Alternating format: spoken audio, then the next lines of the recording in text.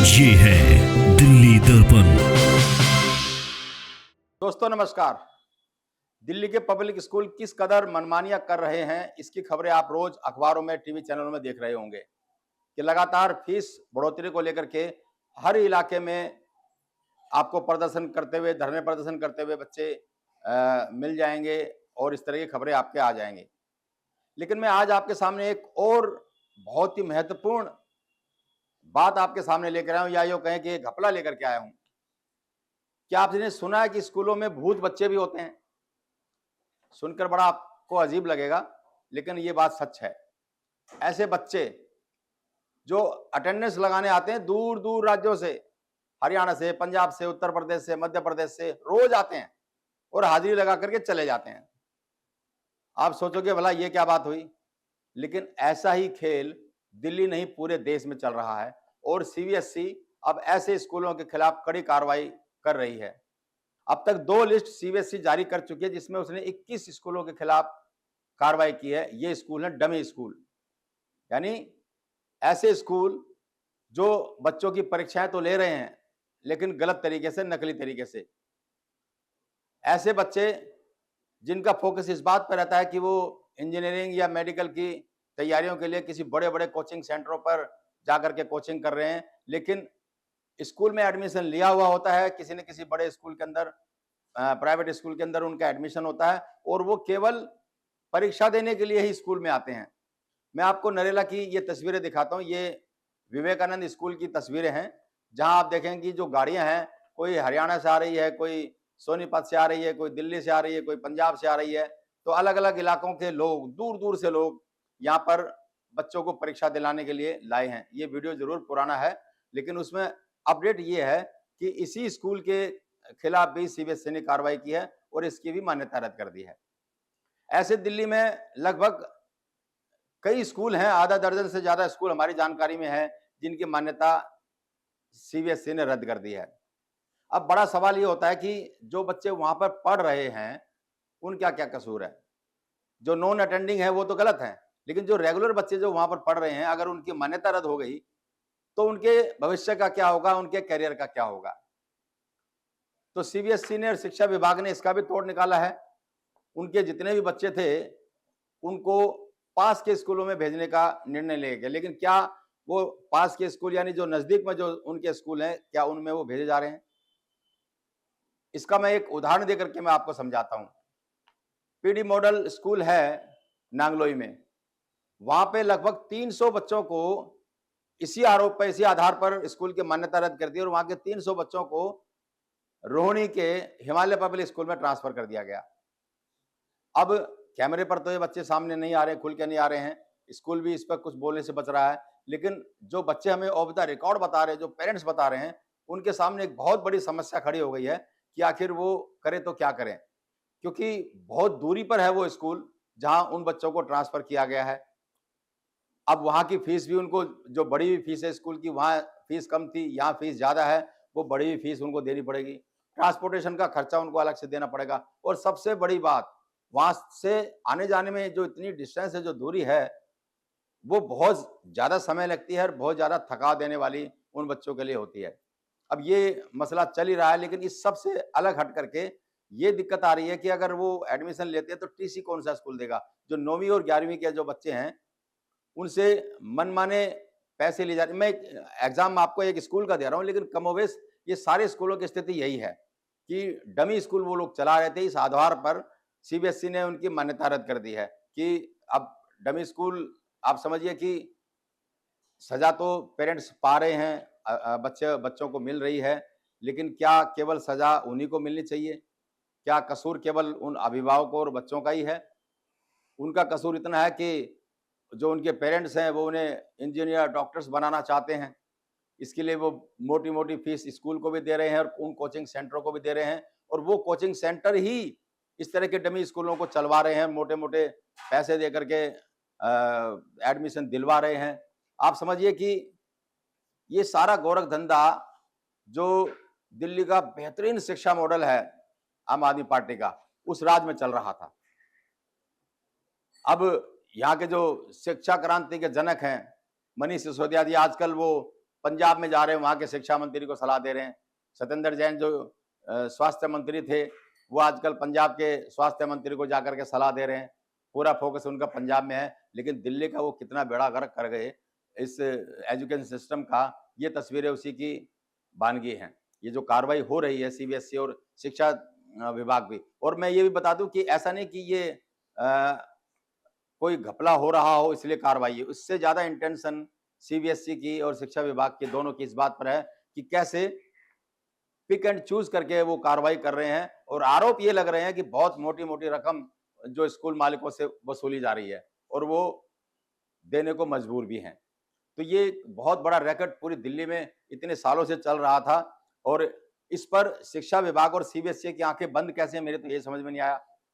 अब कोई ये कहे कि भाई नहीं, उनको सूचना नहीं थी, अरे भाई ऐसे सूचना कैसे नहीं होती है। हर बार स्टाफ स्टेटमेंट रिपोर्ट जाती है, हर स्कूल को शिक्षा विभाग भेजता है। हो सकता है सीबीएसई को ना जाती हो, लेकिन शिक्षा विभाग को तो जाती है।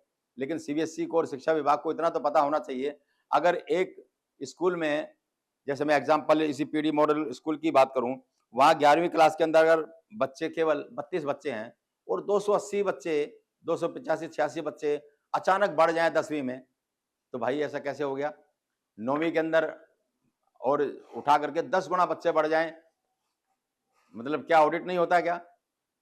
क्या आंखें बंद है क्या शिक्षा विभाग की, एजुकेशन सिस्टम की पूरे की? तो इतना बड़ा रैकेट, गोरख धंधा दिल्ली जैसी राजधानी में चल रहा है। हालांकि चल तो वो पूरे देश में रहा है।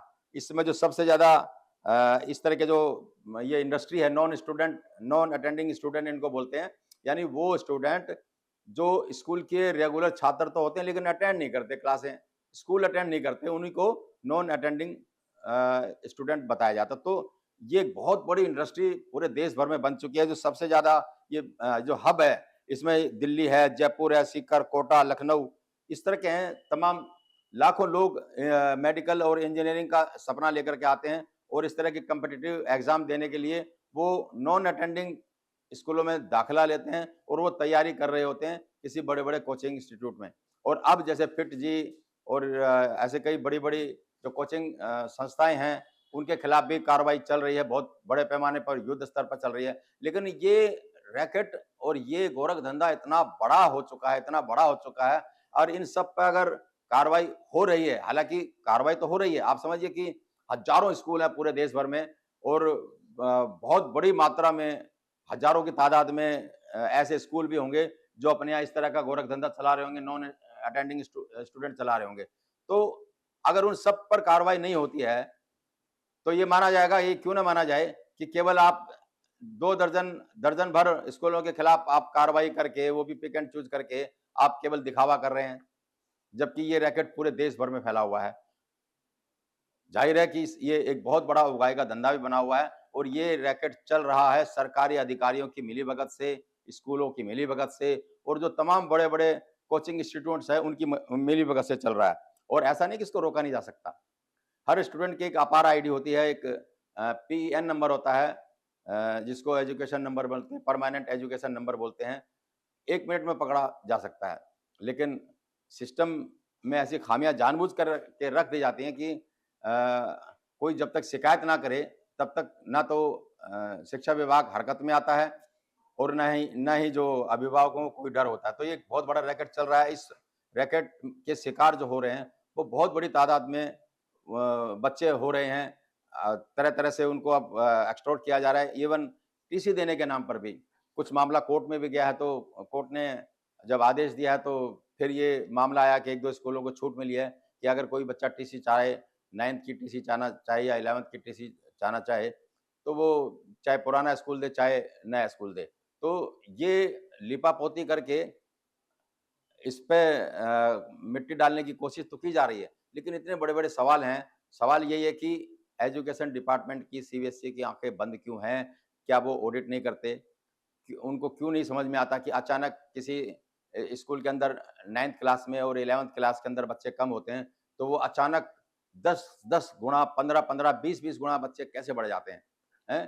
क्या उस अनुपात में उस स्कूल ने इंफ्रास्ट्रक्चर डेवलप किया, क्लासरूम बनाए, क्या टीचरों की व्यवस्था की, लैब की व्यवस्था की? कोई मतलब नहीं है। लेकिन ये सारी व्यवस्थाएं तो तब जरूरी होती है ना, जब बच्चा आए, बच्चों को तो यहाँ आना ही नहीं है, तो बच्चे तो अपने किसी बड़े कोचिंग इंस्टीट्यूट में जा करके वहाँ पर अपनी पढ़ाई कर रहे होते हैं, एग्जाम्स की, कॉम्पिटिटिव एग्जाम्स की तैयारी कर रहे होते हैं, तो स्कूल के इंफ्रास्ट्रक्चर से उनको कोई लेना देना है नहीं, लेकिन है तो गलत ही। और ये चलन इतनी तेजी से बढ़ा है, इतना ज्यादा बढ़ा है कि एक बहुत बड़ा रैकेट बन गया है, और अब इस पर लगाम लगाना सरकार के बस की बात भी नहीं नजर आती। अगर चाहे तो लगा सकते हैं, ऐसी बात नहीं, लेकिन बहुत भारी संख्या में बच्चे इससे इफेक्टेड होंगे। तो ये एक मामला इन दिनों दिल्ली की सुर्खियों में है। दिल्ली के भी जिन स्कूलों की मान्यता रद्द की गई है, उनके भी मैं थोड़ा आपको मैं बता दूं, जिनकी तस्वीरें मैं आपको सबसे पहले मैंने दिखाई। विवेकानंद स्कूल नरेला है।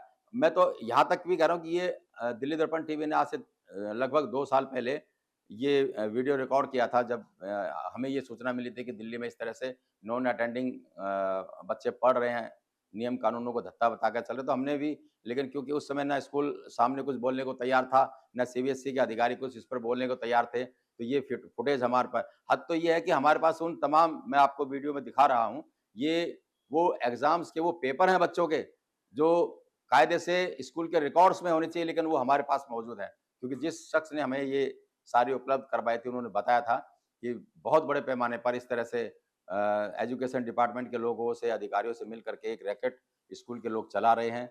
बच्चों की महत्वाकांक्षाओं का और पेरेंट्स की जो महत्वाकांक्षाएं हैं, बच्चों को इंजीनियर या डॉक्टर्स या कोई और अधिकारी बनाने का, उनकी इस कमी का या इस मजबूरी का वो फायदा उठा रहे हैं, गलत रास्ते पर उनको डाल रहे हैं।